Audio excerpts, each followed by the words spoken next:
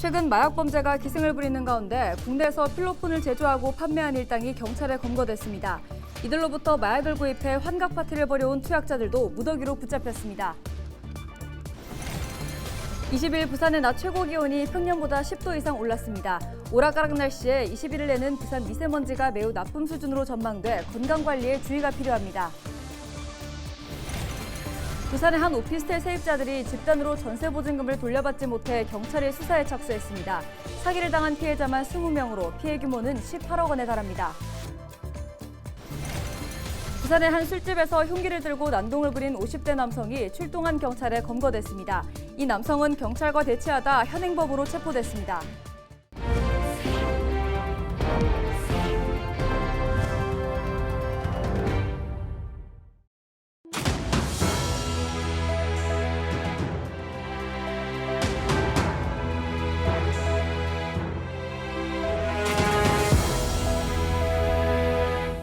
시청자 여러분 안녕하십니까? 헬로티비 부산 뉴스입니다.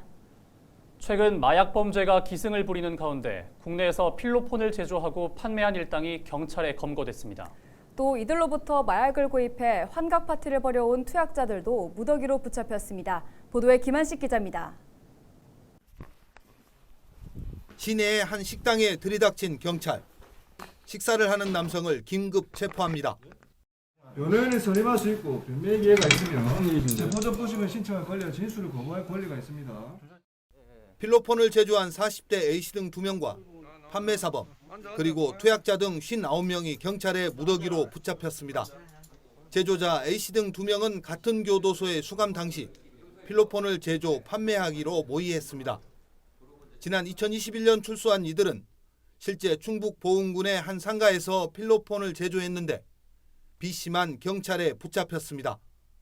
경찰에 따르면 수사망을 피한 A씨는 경북 구미로 옮겨 또다시 필로폰을 제조해 투약하며 판매까지 한 것으로 드러났습니다. 판매 사범들은 앱을 통해 특정 장소에 마약을 숨겨두고 찾아가게 하는 속칭 던지기 수법으로 은밀히 판매해온 것으로 드러났습니다. 마약 구매자들은 집단으로 호텔이나 클럽 등에서 환각 파티를 벌였습니다.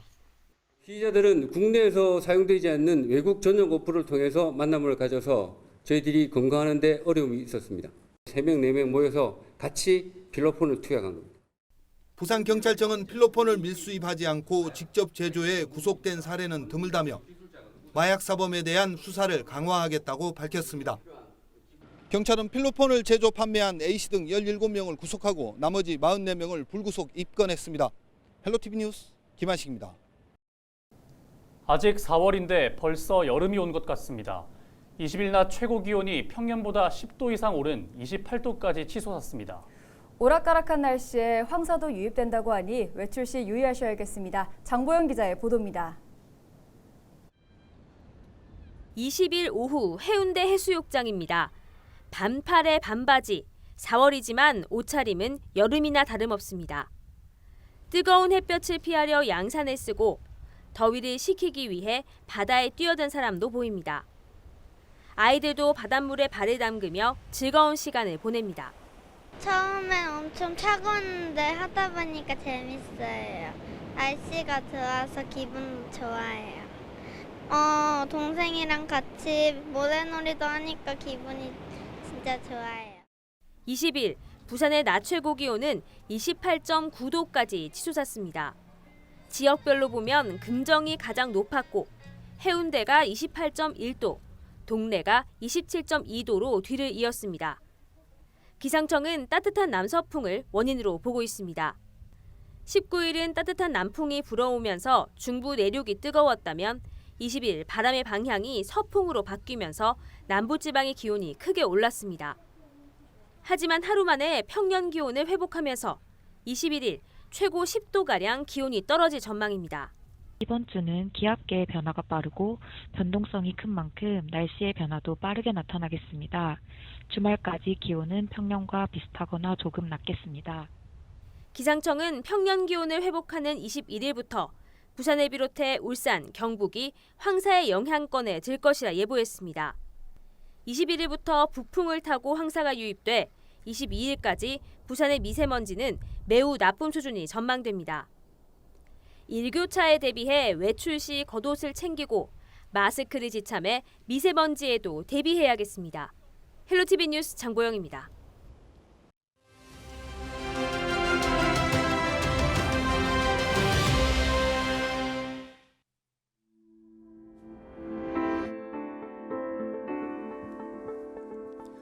(4월 20일은) 장애인의 날입니다.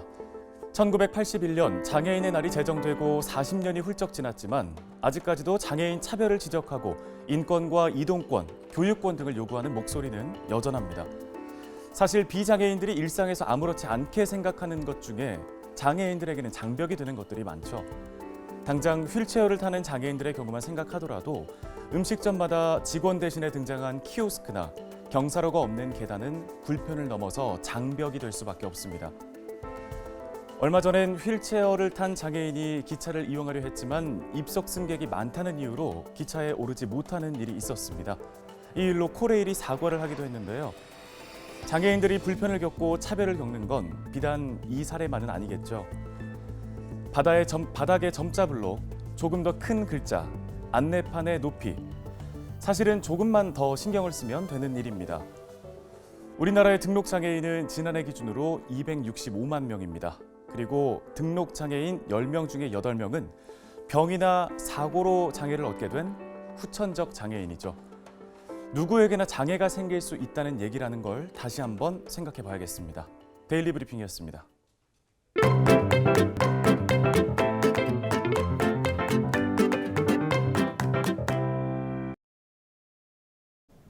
나 혼자 살기도 힘든 세상인데 왜 아이를 낳아야 하느냐 생각하는 분들 있습니다. 그런데 이 가족을 보시고 조금 생각이 바뀌시면 좋겠습니다. 기자가 간다에서 경남 고성군의 한 다둥이 가족의 행복한 하루를 담아봤습니다. 지난해 우리나라 출산율은 0.78명입니다. 평생 부부가 한 명의 아이도 낳지 않는다는 뜻인데요. 인구 유지를 위한 2.1명에도 턱없이 부족한 현실입니다. 한 명 낳아 한 명 키우기도 힘든 요즘 7명의 남매를 키우고 있는 다자녀 가구를 방문해 일상을 함께 해보겠습니다. 아침 7시, 딸 6명의 아들 하나인 다둥이 가족의 전쟁이 시작됩니다. 아침 식사는 딸기잼을 바른 빵으로 간단히 해결합니다. 초등학생부터 대학생까지 5명이 동시에 등교 준비를 합니다.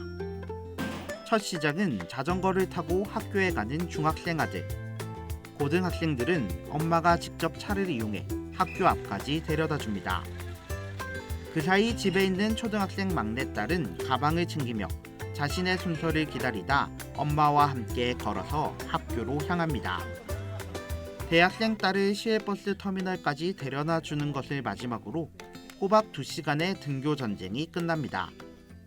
바쁜 상황 속에서도 엄마는 아이들에게 따뜻한 한마디를 건네는 일을 잊지 않습니다. 9시를 넘어 돌아온 집, 엄마 이유정 씨는 한숨 돌릴 틈도 없이 출근 준비에 나섭니다. 집안일은 남편과 나눠서 하고 있지만 아직 엄마의 손길이 닿아야 하는 일들이 더 많습니다. 어린이집 교사부터 편의점, 빵집, 지금의 공방까지. 이 씨는 7남매를 낳고도 한 번도 일을 쉰 적이 없습니다. 경제적 이유를 빼놓을 수 없지만 출산과 육아가 일을 포기하는 이유가 돼선 안 된다는 생각으로 버텼습니다. 처음부터 만약에 결혼을 하고 아기를 놓고 혼자 하는 건 아니잖아요. 그러니까 엄마나 아빠가 있을 수도 있고 부모님이 있을 수도 있고 아니면 옆에 뭐 가족들이 있을 수도 있는데 정말 내가 힘들 때는 힘들다라는 그 단어를 쉽게 할 수 있는 누군가가 옆에 항상 있으면 좋겠다라는 생각이 들었어요. 보시는 것처럼 출산 후에도 사회 활동을 하는 여성들은 늘고 있지만 여전히 육아와 출산은 경력 단절의 주요 원인으로 꼽히고 있습니다. 이 씨는 현실적으로 엄마들이 계속 일을 하기 위해선 아이를 잘 키울 수 있는 환경이 만들어져야 한다고 말합니다. 첫 출산 이후 25년 동안 정부와 지자체의 출산 혜택을 경험했지만 대부분 현금을 주는 출산 장려금이었습니다. 부모의 입장에서 피부로 느낄 만한 정책이 아니었습니다. 조금 지자체에서 도움이 되는 부분에 있어서는 요즘에는 아기를 놓으면 그 얼마를 지원해 준다 뭐 그런 개념들이 있긴 한데요. 예전보다는 조금 많이 좋아지긴 했는데 이제 엄마들이 피부로 느끼기에는 아직도 멀었다라고 얘기를 하시는 것 같아요. 일을 마치고 돌아오니 어느덧 오후 5시 30분. 바쁜 일상에 지치법하지만 엄마는 아이들과 함께 장 보는 시간을 빼먹지 않습니다. 이것저것 담다 보니 금세 10만 원. 부담 대법도 하지만 아이들이 좋아하는 모습을 보면 걱정은 사라집니다. 저녁 6시가 넘어서야 준비되는 저녁상. 바쁜 아침과 달리 저녁은 모두가 먹을 수 있을 만큼 넉넉하고 푸짐한 한상이 차려지자 옹기종기 가족들이 모입니다. 지금은 아이들이 크면서 7남매 모두가 함께하는 시간은 줄었지만 저녁 식사와 함께 시끌벅적한 하루를 마무리합니다. 아침 등교부터 저녁까지 숨가쁘게 달려온 시간이었습니다. 아이들이 많으면 힘들 것이라는 걱정과 달리 가족 간의 끈끈한 정을 느낄 수 있는 시간이었습니다. 기자가 간다, 표영민입니다.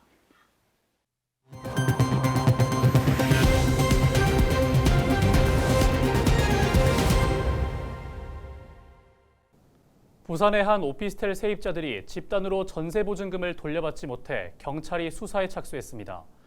임대인 A씨와 공인중개사 B씨 등은 지난 2020년 7월경 해당 오피스텔을 C씨에게 매매한 뒤 이를 세입자들에게 알리지 않았습니다. 세입자들이 이런 사실을 알았을 때는 오피스텔을 매입한 C씨가 은행 대출을 변제하지 못해 임의 경매에 넘어간 상황이었습니다. 부산진경찰서는 사기를 당한 피해자만 20명, 피해 규모는 18억여 원인 것으로 추정하고 있습니다. 경찰은 최초 임대인 A씨 등을 사기 혐의로 조사하고 있습니다. 부산의 한 술집에서 흉기를 들고 난동을 부리던 50대 남성이 출동한 경찰에 검거됐습니다. A씨는 지난 5일 오후 6시 50분쯤 수영구의 한 주점에서 술을 마시다 주점 관계자 B씨로부터 빼앗은 흉기를 들고 뒷자리에 있던 손님 C씨에게 휘두른 혐의를 받고 있습니다. 다행히 C씨가 피하면서 부상은 입지 않았습니다. 경찰이 출동하자 A씨는 자해할 것처럼 위협하며 대치했고 경찰관 3명이 주의를 끄는 사이 뒤돌아간 경찰이 제압해 현행범으로 체포됐습니다. 경찰은 A씨를 상대로 정확한 경위 등을 조사하고 있습니다.